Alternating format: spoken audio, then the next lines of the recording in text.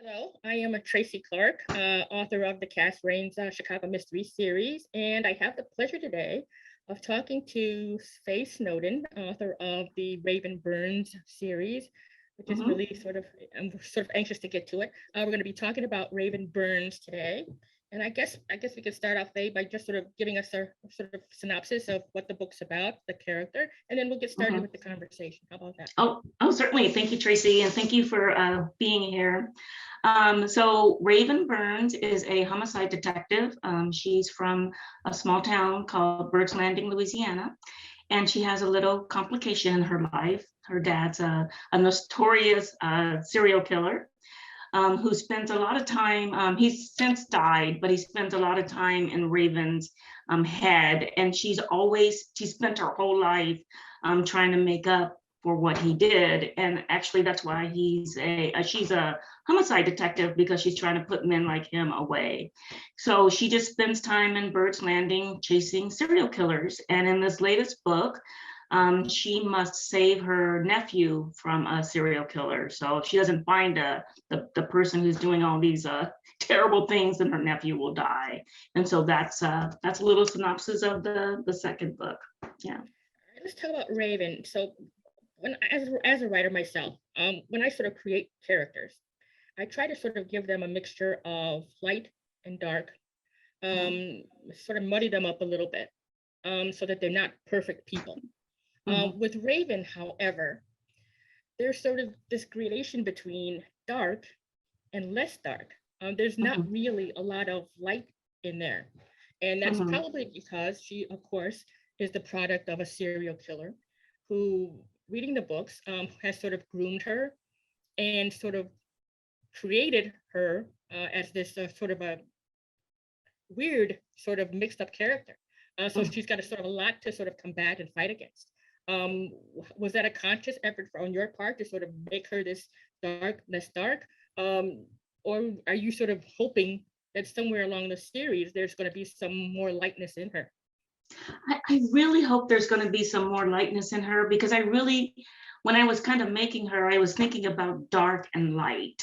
But of course, she just came out like she came out. Sometimes in the writing, the character does not always portray on the page like you think about them in your head, of course. But I'm hoping that she would. Remember in the first book, Killing Fire, she was really dark. I mean, and kind of a loner. And she had that one friend who was her homicide detective partner, Billy Ray, and they were very close. She didn't, sometimes I wake up in the morning and I'm just joking around, but if I'm in a bad mood, I'll just come out, and I live with a whole bunch of people in my house. It's like I always say it's like a marching band up in my house. But I'll come out and everybody's all around and they're chittering and chattering, and I'll just break out with, I hate everybody. And like people will go, even me? But that's how Raven was in the first book. I felt like she was just hating everybody except Billy Ray. So if he said even me, she would say no.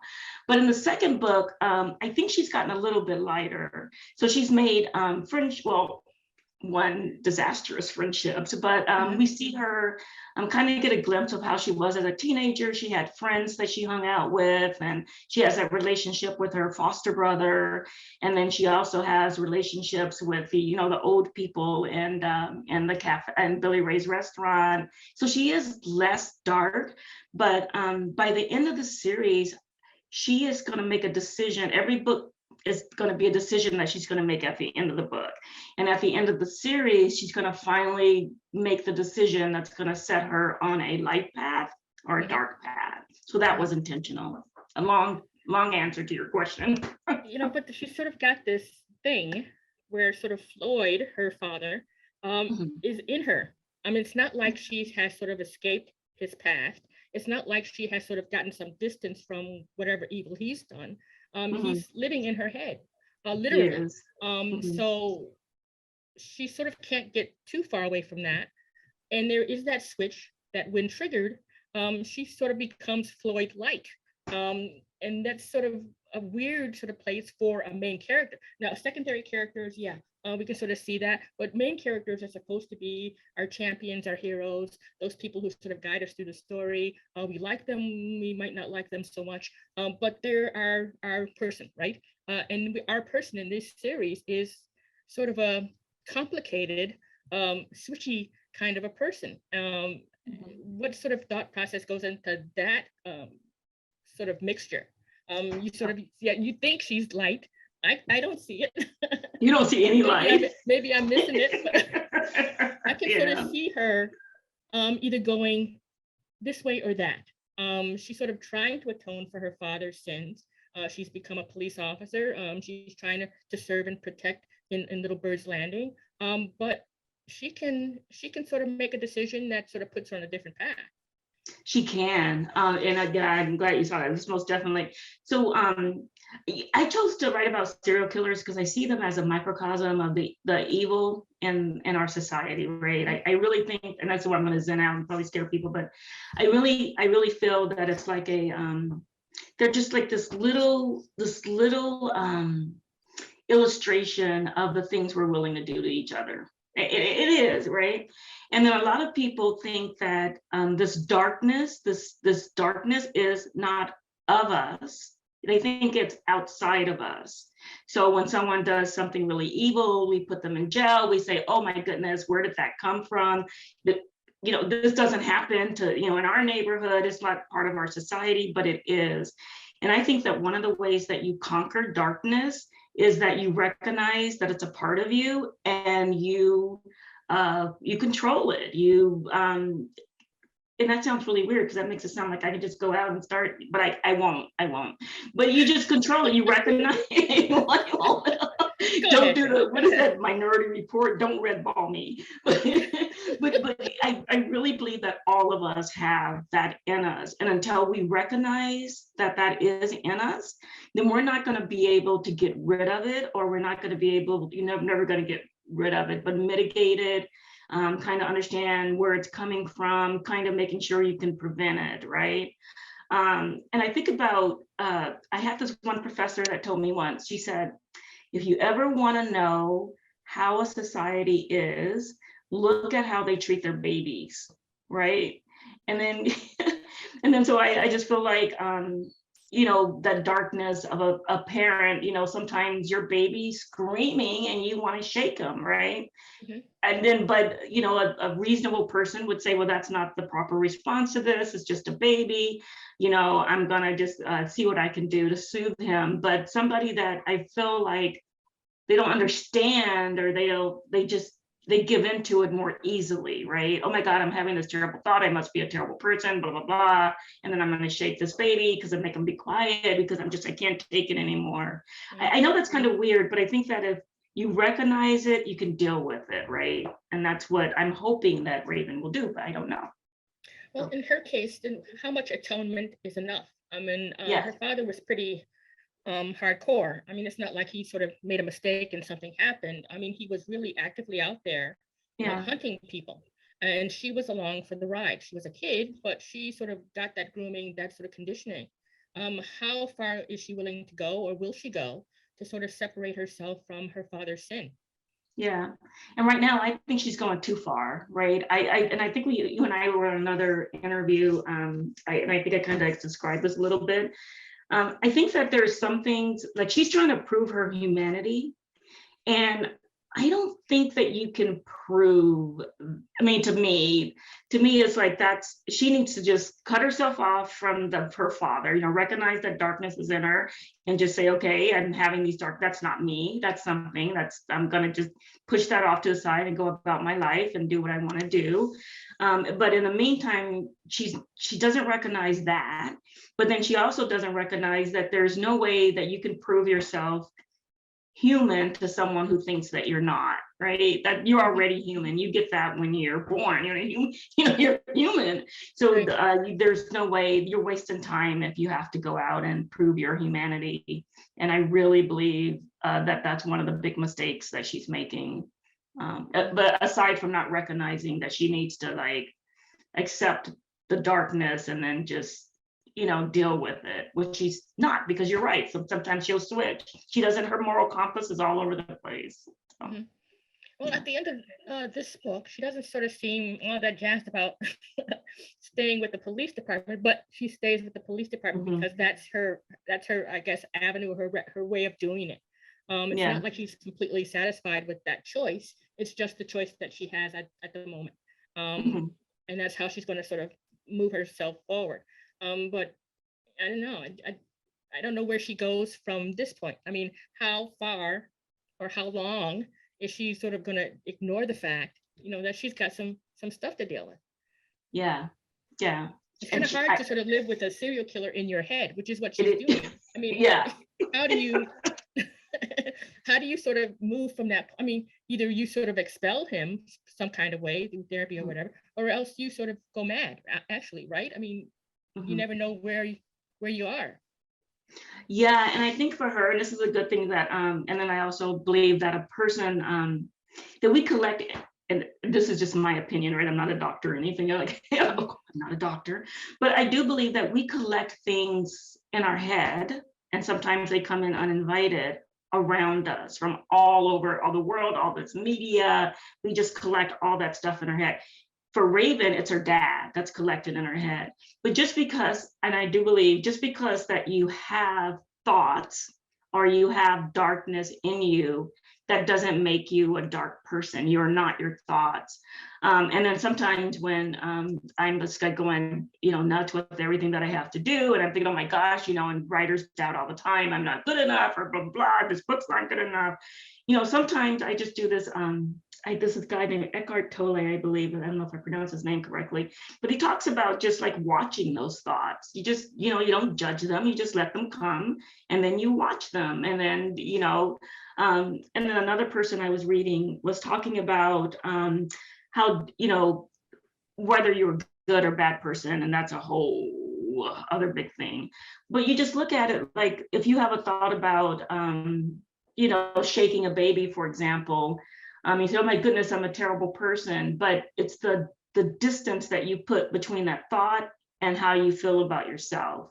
So it's, oh my goodness, I'm going to shake this baby, and like, oh, yeah, right, I'm not going to be shaking a baby. Go get a cup of coffee and sit down, right? So you're really distant from that thought. That's not you, right? You immediately recognize that that's not you. For Raven, she just glums all that stuff together, and she doesn't know who she is, which is what part of her flaw, a big part of her flaw. Would you Yeah. consider her a likable character or an unlikable character? I'm gonna ask you that. I like Raven.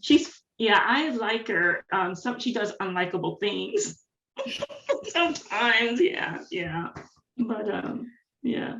I kind of don't know. Mhm. I guess she's sort of likable, but she can turn unlikable really quickly. So I Yeah. don't think she's sort of the classic protagonist. No, she is not at She is not all. the classic protagonist. So I would have to say that she is complicated. That's the only way I Yeah. can sort of. I mean, she's got so many layers, so much things going on, so many people in her head, so many things that she's sort of fighting against and sort of trying to herself in on. That it's hard to sort of get a beat on her as to whether or not she is fully committed to the path she's on, or whether she's going to have another problem going forward as we get to the third book. Which, Yeah. I mean, where is she going to? She can easily sort of go, just easily go, and then we're looking at a Floyd too.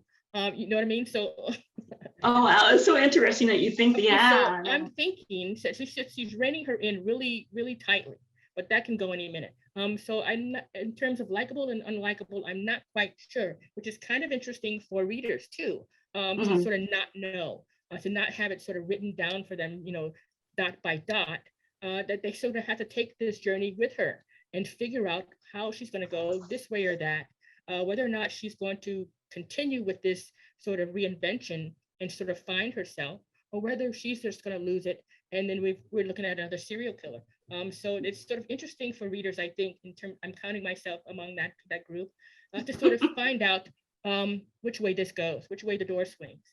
Yeah, and I really hope it swings into toward the light.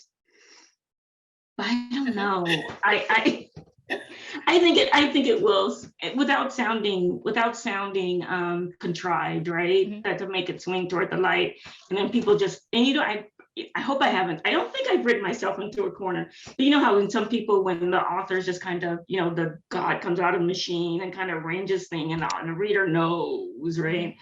And then there's some endings I do to my short stories. And I know that you don't want the ending, but that's the ending. But for this one, I don't know. I don't know what's going to happen, but we'll see. For the third book, it's in my head.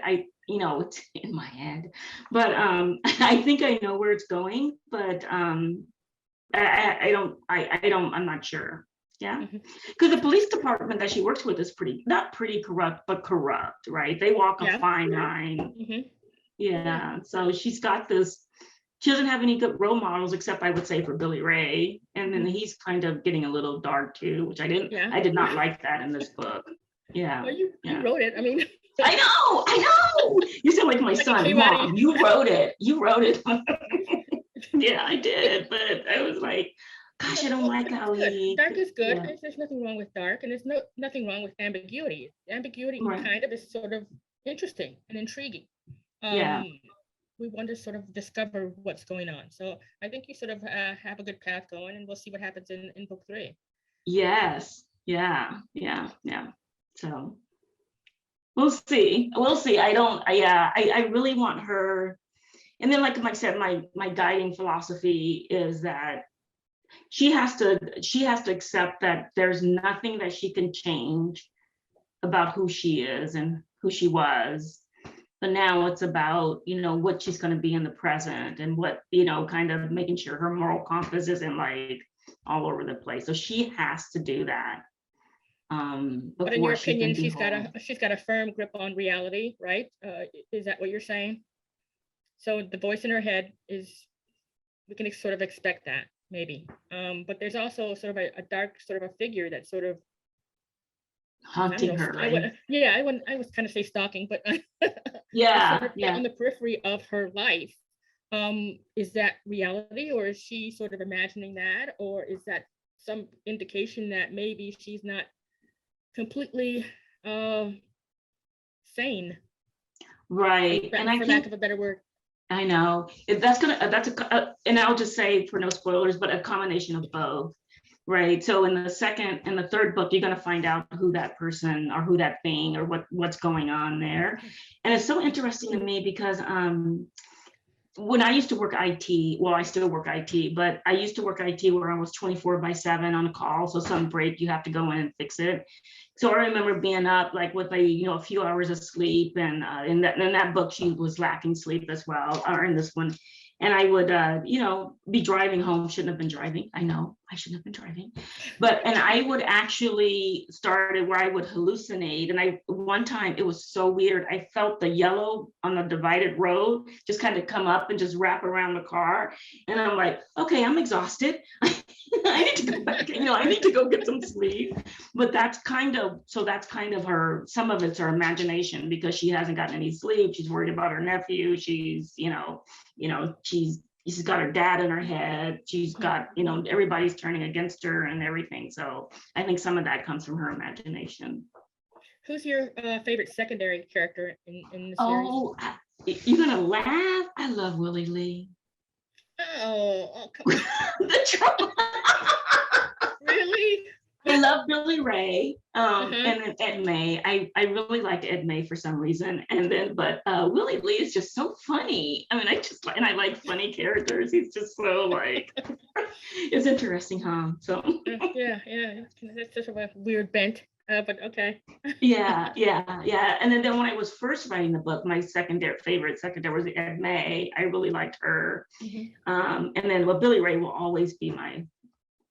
You see, I like them all. But she sort of has a tendency, Raven does, of sort of pushing people away. It's not like she's one of those, lovey-dovey hugger people who sort of amasses her new family and sort of cherishes. I mean, she sort of actively pushes people away. Talk a little bit about that. I did not realize that until another person that I was talking to said, yeah, she pushes people away a lot. And I thought about it. Well, I must have had to realize it, because I even write it in the book. I just maybe had not thought about it. She doesn't think so. she thinks that, I have to go take care of business, or I'm busy, but she does seem to push people away. And I think that's like the dark side, and her not wanting to form any lasting relationships. And then also her going her own way, right? She always thinks she's the smartest person in the room, so she doesn't need anybody. So I think that's another part of it as well. Yeah. So let's talk about blood being thicker than water. Is she sort of protecting Floyd to some degree? He's gone, of course, but he's in her head. Is there some sort of connection to that she's sort of holding on to? Because I think, yeah, especially in the first book. I think in the first book, one of the reasons that she kept getting into trouble, well, she got into trouble, was somebody had written a book that was not true about her father. And oh, that's a spoiler. That's a spoiler. but it just kind of set off a whole bunch of some action. So I just kind of cleaned that up. But so yeah, so she thinks she owns him, which is another one of her problems, right? She thinks that that's her Floyd, when it's not. Yeah. That's interesting. I would think it would be the other way around, that voice in her head owns her. Yeah, she exactly. thinks she owns Floyd. She thinks that she has some a primary connection and to him that everybody else, doesn't have, because he's her father, right? That's my dad. Yeah, kind of thing. Yeah. Okay. So do you outline or are you a pantser like me? I mean, so do you know what book I know going to be you about? are a pantser. Okay, so this is what I do. I build my skeleton. I have to know my crime, and I have to have my villain identified, and I have to have that person fully developed, a fully developed character. In this book, I liked one of my secondary characters so much in this book that I switched. I swear, because I said, oh my gosh, I can't do that to this character. And then I kind of do a little rough outline. I call it a skeleton. And then when I'm writing, I said I put pants on the skeleton, but I'm writing, I just kind of put flesh on the bones. And then that's how I do it. Yeah. And any hints about book 3? Or are you still thinking about it? Still sort of I'm still thinking about it. It's going to be air or wind. But I know what I want it to be about. I just feel there's some murders that in this country we kind of don't care about, or we don't talk about, or and there's this one that happened in Shreveport, Louisiana, where I grew up. I know some high school folks. One of them was gunned down with 2 other people in this really bad neighborhood, execution style. And I always thought, I just would like to explore, and it didn't hardly get any press or anything like that, a little press, I don't know, but not a lot. And I'm wondering what makes us, and I know what makes us, right? But to kind of explore kind of murders that we may not really, that may not make a lot of press. We may not think, oh my goodness, they were just in the wrong place at the wrong time, and that's their lifestyle. That's what I want in the 3rd book. That's the crime, but it won't be that one, of course, but that's the crime that I was thinking about, a crime like that. But as far as Raven, I have no idea. I don't know. I mean, she's all, yeah. She's all over the place. So is there like a line she won't cross, or something that she absolutely, positively cannot abide? I mean, is there a point where she won't go, in terms of that's her stopping point? She won't allow herself to go beyond that point in terms of her nature or whatever? Or is there something that absolutely she cannot stand? Cruelty, whatever. I mean, whatever that thing is. Does she have those? Most she main does. characters, I used sort of try to give that to our main characters. Something right. That, right? Yeah, I used to say loyalty. Loyalty. I used to say loyalty, but now that I look at it, but she has like, and that also can be like a weakness, right? Because loyalty, even she was going to sacrifice the relationship with her brother to find out where her nephew was, right? I mean, and that's, maybe that's a good trade, but loyalty, and I don't think she would ever truly betray Billy Ray. I don't think she would ever truly betray him. But I don't know. Another line, she would not kill an innocent. I don't think she wouldn't, somebody, but, I don't know which way she's going to turn out at the end of the series, but right now she would not do that or hurt a child. Yeah. That's good to know. Yeah, that's a no. Those have are to check. yeah. So, good person on the whole, Raven. I mean, I'm not sure, but are you sure? I think she's a good person who's heavily flawed, but her flaws can turn her into a bad person. I think she can end up, like you said, like she can end up like Floyd. And that's what that's going to be the tension throughout the series. And we'll see at the end of the fourth book. Yeah. What do you want readers to sort of come away from the book feeling? That they were thoroughly entertained and that they had fun, and that they want to know more about what's going to happen to Raven and how she's going to, which way she's going to jump. So that's what I want them to come. And then also, I don't know, those two things. And then I would like them to come away to think about what makes us who we are. That line between good and evil and darkness and kind of that thing. Well, Yeah. I'm going to just say from my point of view, I think you accomplished that. I came away from the book absolutely invested in her journey. Good. It's often not something that you sort of come away with reading, books. I mean, characters are there, they come and go, but this character sort of stays with you because she's not finished. She's not finished. She hasn't sort of made the decision of whether or not she's going to be this or that. And I think that sort of intrigues people. And I think you sort of hit the nail on the head there. This is a character in transition, and you sort of want to stick around for the final thing. So bravo. I think thank you. You nailed it. And I can't wait for the next book to see what else happens to her. Or great, thank you. Yeah, so glad you liked it. It's a weird little, it's a little strange little story, but it's weird, it's intriguing, it's engaging, you're invested in it, and you've created a really interesting character. Bravo. Thank you. Yeah.